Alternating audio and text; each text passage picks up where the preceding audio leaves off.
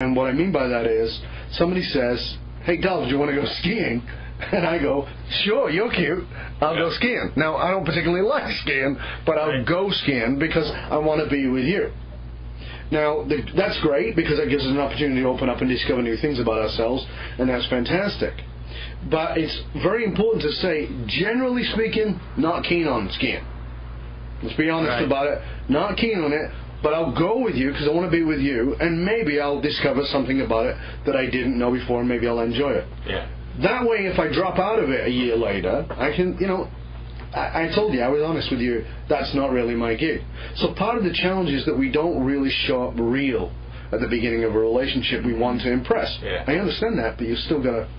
Okay, so what happens if I'm showing up? Yeah. Right? Let's say that I'm just the type of person where I'm out there, I speak my mind, I just do whatever, that's just the way I am. Now, what about the other person? And that's the challenge. So you can certainly monitor yourself and do that. And one of the key things, and you will know this, Shane, and I'm sure you do, Scott, too, is to ask questions and to really pay attention to answers. Now, when I say that, because what you were just talking about, matching in values. And we do a whole thing around matching in values. We do it in several of our programs. In our relationship program, we talk about relational values, which are different than life values. But let's, for instance, say that we're discussing it, and you're out on a date, and you meet somebody, and let's say your value is family, and you start talking to that person, and you discover they say, "Oh yeah, that's very important to me. Family is very important to me." And it's easy at that point to jump to the assumption we have a match in values. Right. That's not true. Because that is what I call the label on the box.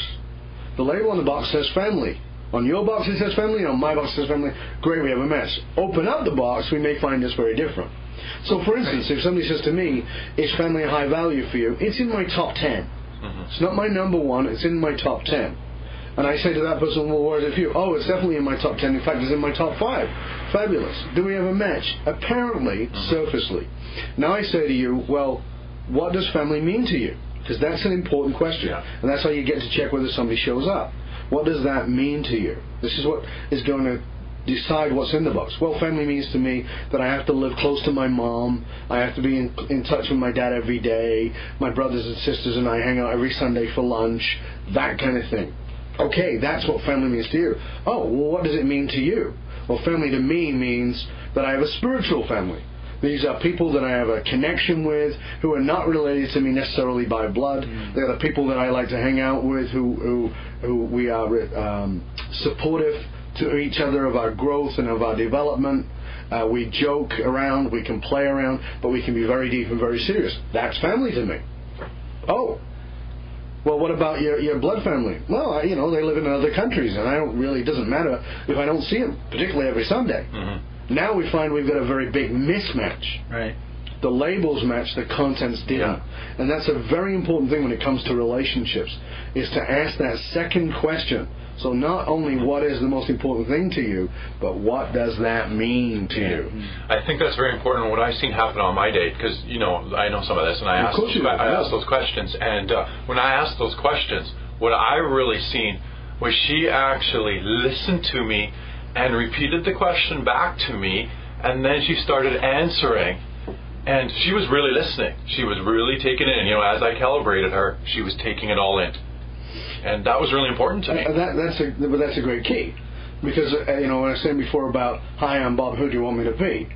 When people introduce themselves to us, or when we're having a discussion, particularly when we want to impress, we actually don't listen, as you well know. We don't listen to the other person. What we're actually doing is we're thinking about, wow, what's the right answer? Right. What do they want to hear? Oh my God, you're good looking. I got to say the right thing here, right? So actually noticing that person is paying attention is phenomenal, right? Because it does tell you a lot. It does. It's a great insight. So that when you talk about before about those deal breakers.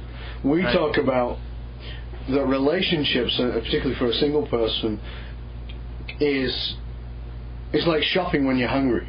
I don't know if any of you have ever shopped when you're hungry. It's a bad time to shop. Because you are coming home with baskets full of all kinds of crap you do not want. I don't even get home. I just eat it in the cart. You just put those empty wrappers through the checkout. Is this damaged, sir? No, I ate it. Okay. But there's 17 bags of cookies here, so they're all empty. I ate it. Do you like cookies, sir? No, I don't eat them. So, you're right. I mean, that's what it is. We shop when we're hungry, and we do the same in a relationship. We're emotionally hungry, and we shop. And we all know that if you go shopping with a good shopping list, you know specifically what you want. And what we recommend to everybody is develop a shopping list for relationship. And do that not specifically focus on, oh yeah, I'm dating John, I should do the shopping list, and then base the whole bloody shopping list around John. Right. It has to be neutral. And what I always say to people is, here's our guidelines for it. Make a list, write everything you want, be as deep and be as superficial as you like. It's your list. It's okay. I agree. So just anything. So if you like tall, but that's kind of superficial, I don't care. Write tall. If you like dark-skinned, write dark-skinned. Or light-skinned. If you think that's superficial, it's okay. It's your list. It's not about being politically correct. Write what you want. Then go through that list. My list, when I met my partner, had 58 things on it. Go through that list and find out through that list what you call deal breakers, what I call non-negotiables. Right. Go through the list and find out what is absolutely, totally, completely non-negotiable. Highlight that as non-negotiable. And that is where you'll test yourself. Mm-hmm. Then after that, you have something called high preference. So you've got non-negotiable, high preference, and then bonus. So anything else that's left is just a bonus. Yeah. Right. So on my list, as I said, I had 58 things. 15 of those were non-negotiable. Now, my wife had all 15 non-negotiables, hence we're married. But I can tell you that I dated a couple of girls who had about 13 of the non-negotiables. Well, you can imagine what my head played with that one. Right. Oh, you know, I mean, this, that. Is that really that important? I mean, you've got these 13 things. And we start negotiating our values away. We start negotiating our joy away because this is going to be good, but those two things will eat away the relationship later. Yeah, I think you just made a really, really good point when you said negotiate your joy away. Because when you're looking at those non-negotiables, and even the bonuses and the preferences, those are things that will bring you your happiness and your fulfillment and your actualization and all those things. And when you don't have it and you're missing it in that person, it's like there's a hole in your life. Exactly. So you've got to, it's like you've got to have those certain things. And once you get that, so like, on mine, non-negotiable was, a couple of them were spiritual, hence it was non-negotiable. Couldn't do without that. On the path, personal development, non-negotiable. Non-smoker, non-negotiable. That was for me. Right. Those are not right or wrong, they were just mine. Yeah. There were just three or so of the 15.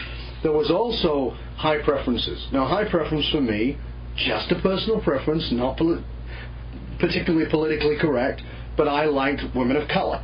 Mm-hmm. Right? So that was on my high preference list. What I can tell you is, and this is how I know it was a high preference and not a non-negotiable, was if I'd have met a partner who had my 15 non-negotiables, but she was not of color, if she was a white person, I think I still would have found her deliciously attractive. Right. I know that would happen. So that just became a high preference. And then after that, there were things that were just bonuses. That would be cool, that would be nice. So on my bonus list was speaks more than one language. Now I always say how you know something is just a bonus or a benefit is if you're asking for something that you don't particularly have yourself yet.